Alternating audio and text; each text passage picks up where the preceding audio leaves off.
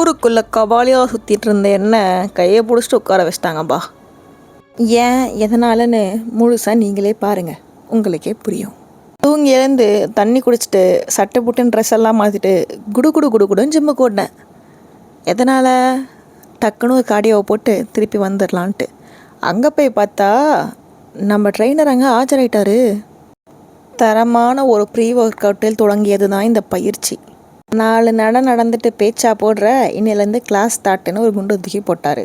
கார்டியோவிலேருந்து strength ட்ரைனிங்க்கு நம்மளை promote பண்ணதை நினச்சி சந்தோஷப்படுறதா, இல்லை இனி நம்மளை இவர் செய்ய போகிறத நினச்சி துக்கப்படுறதான்னு தெரியல.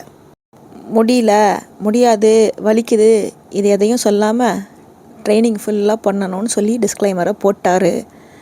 நாம்பளும் முதல்ல வாயில் தலையை விட்டாச்சு, இதுக்கடுத்து எடுக்கவா முடியும் அப்படின்ட்டு சட்டை போட்டுன்னு அவர் சொன்ன வார்ம் அப் எல்லாம் முடிச்சுட்டு சொன்ன கிளாஸை ஒரு 4 வேரியேஷன் 3 செட்டு 15 ரெப்பு கதற போட்டாச்சு. என்னதான் நான் புலம்புன்னு புலம்புனாலும் இன்றைக்கி ஒர்க் அவுட் செஷன் நிஜமாகவே ரொம்ப அருமையாக போச்சு. வலினா வலி, சரியான வலி.